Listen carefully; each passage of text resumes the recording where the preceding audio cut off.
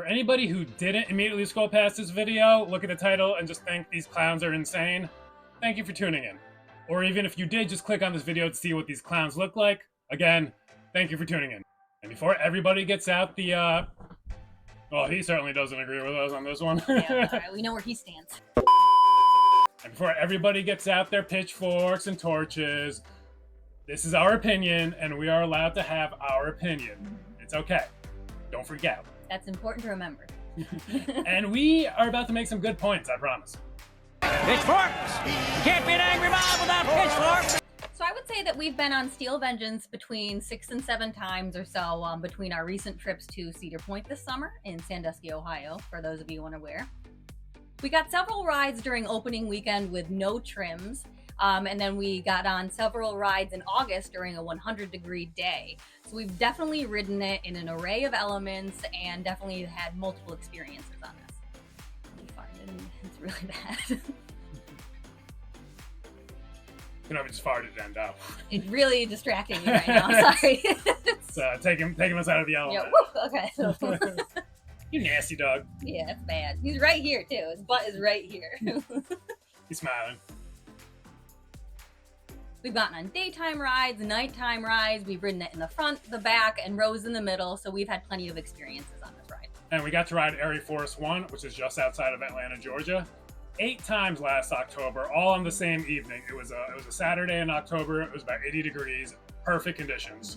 The ride was a complete walk-on all night, which was awesome for us, but not so great for Fun Spot. After our second trip to Cedar Point this summer on our ride home, I had a very dark and ominous thought. I turned to Reggie and I said, ArieForce One is better than Steel Vengeance. And I was maybe expecting a crazy reaction, maybe even a slap. Just kidding. But much to my happiness, he agreed. Pretty wild stuff. So yeah, we're both insane. So let's stop wasting time here and tell you why. Let's compare, shall we? Alright, so first we have Steel Vengeance, which is located at a real amusement park, Cedar Point, and a pretty darn good one too. Oh yeah. Beautiful setting on Lake Erie.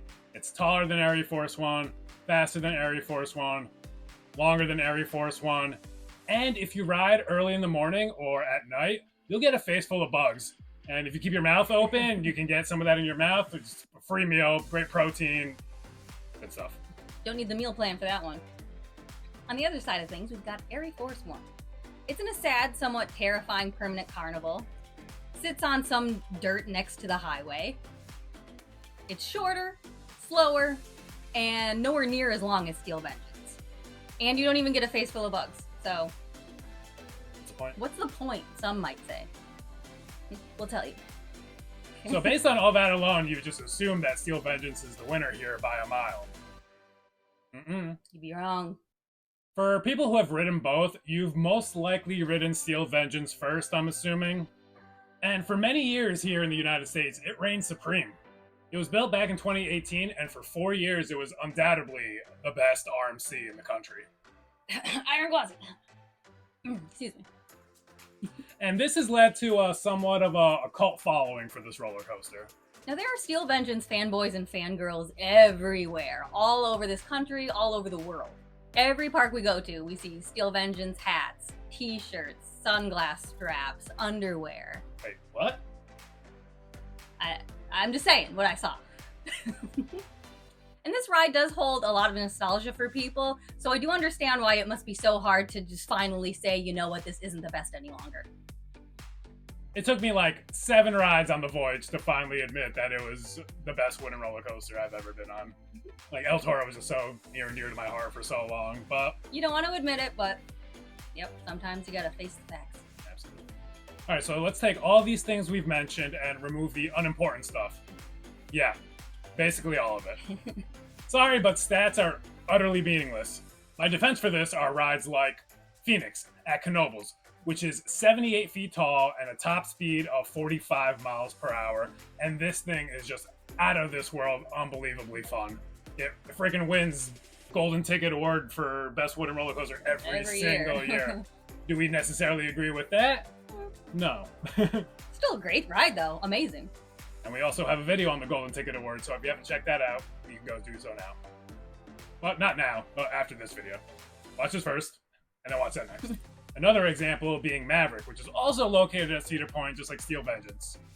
And this little nugget is 105 feet tall, and in my opinion anyway, is the best ride at Cedar Point. She doesn't agree with me on that one. I didn't get a front row ride. I think my opinion might have changed, but yeah, that remains to be seen. It was after my front row ride that I made that decision. Yeah, I guess I have a few hot takes in this video, but we're not talking about Maverick today.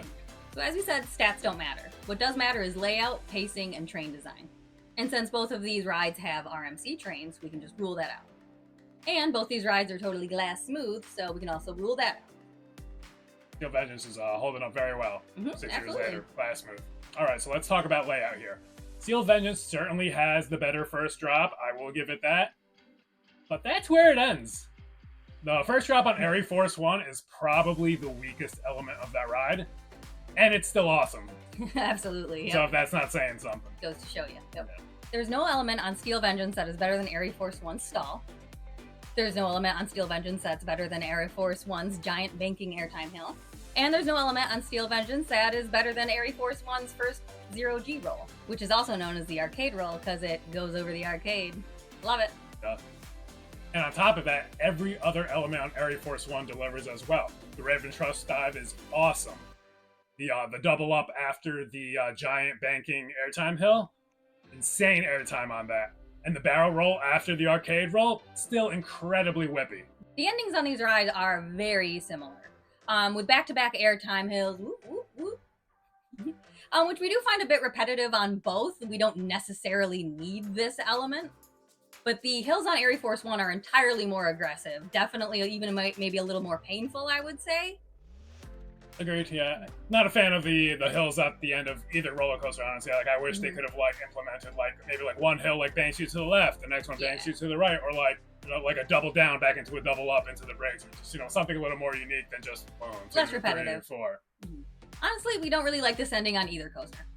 Alright, so after the first drop, Steel Vengeance is clearly running at a faster speed than ArieForce One. But not for long. ArieForce One has much better pacing, and it keeps its speed all the way to the end. Whereas on Steel Vengeance, this is just not the case. I like on the final airtime hills for Steel Vengeance, I like kind of like feel the ride like winding down already, and that's especially true if the mid-course brakes are on. Oh yeah, definitely. Just Like, kind of slowing down to get into the station. yeah, It feels like. when the mid-course is on, like the entire second half is slightly underwhelming. And this was on a 100-degree day Yeah, with those mid-course brakes turned on, so yeah. it really changes the ride. And speaking of mid-course brake runs, ArieForce has none. There's literally no time to catch your breath on this ride. It is relentless from start to finish. Whereas Steel Vengeance gets pretty dull for a few seconds, even if the trims are completely off. These repetitive hills at the end is honestly what keeps ArieForce One from being a perfect ride. I would say so. Yep, that's the only negative we really have to say. The rest of the layout is filled with unique, dynamic elements that blend extremely well together. Just non-stop innovation throughout. And not to say that like Steel Vengeance isn't innovative or dynamic. Like, we love how it twists and turns through its own structure. It's awesome. And it doesn't have any dud elements either. Well, besides that mid-course. It's just not on ArieForce One's level. Would we rather go to Fun Spot Atlanta over Cedar Point? Of course not. But that's where they built ArieForce One, so I mean, we will be back again. If anything, this ride is probably helping Six Flags Over Georgia's attendance because people will go out there to ride ArieForce One and they really aren't that far apart from each other. If you're going to Fun Spot Atlanta, then you're probably going to stop at Six Flags Over Georgia, which is about a half an hour away, and they do have a bunch of awesome rides. It's just nothing as good as ArieForce One. Yeah, no coaster enthusiast is just going to stop at Fun Spot Atlanta to ride ArieForce One and not go to Six Flags Over Georgia. Yeah. So this roller coaster is actually helping out Six Flags a lot. And they didn't even have to buy it, so they might be geniuses. When riding the newer RMCs like Iron Gwazi, ArieForce One, Wildcat's Revenge, you are absolutely hurled into the brake run. And like, that is not the same on Steel Vengeance. You can absolutely feel it winding down towards the end. I think pacing is incredibly important for roller coasters. While ArieForce One is over 2,000 feet shorter than Steel Vengeance, in no way whatsoever does it feel like a short ride. It doesn't feel incomplete or anything, even though it is so much smaller. Like, it offers so many forces throughout, and all these elements are just so seamless. Also, if you take a look at the rails on the track, they're 2 different colors. USA, baby. Like, I'm not saying that's cooler, but But I am saying it is cooler. It's way cooler. And probably the best thing about ArieForce One is that you can literally marathon this thing. Like we said earlier, we went on a perfect Saturday evening in October, and we never waited more than a train or two, even if that. Marathoning Steel Vengeance is basically impossible with the crowds at Cedar Point. This plays no part in the comparison, though. It just emphasizes that, again, one is an amazing park, while the other, well, you know. also the employees at Fun Spot, they don't push down on your lap bars. They only pull up. So, airtime, baby. Whoop, whoop. And yeah, at Steel Vengeance, it's kind of like, who's working that day? I don't know. I felt like I got either stapled or I had a lot of room. It really depended on the ride. There's a trick with RMCs. If you push your shins out, let those take the brunt of the push down, and you'll be able to get yourself some airtime. I don't always have the strength for that. They just push my legs right down. If you can, yeah, get your shins nice and strong and hold them steady. Point those toes. Well, if anybody's still watching, those are our thoughts on these 2 monstrous roller coasters. Both world-class attractions, but the one at the Greasy Carnival is a bit better. Again, we're allowed to have our own opinion, even as wildly unpopular as it may be. We don't expect a lot of people to necessarily agree with us here, but we feel like we made some good points. We give you the hard-hitting facts here at Yeah. Adventure Barks. We tell the truth as we see it. Our truth. Our truth. So let us know your thoughts on this. Do you agree? Probably not. Highly doubtful. Highly doubtful. All right, then just comment and tell us we're wrong and why Steel Vengeance is the best no matter what, because you live in Ohio, and that's that. Alrighty, well, if you're new here, make sure to hit that subscribe button so you don't miss any future insane roller coaster takes like this one. We'll catch you next time here on Adventure Barks. Bye.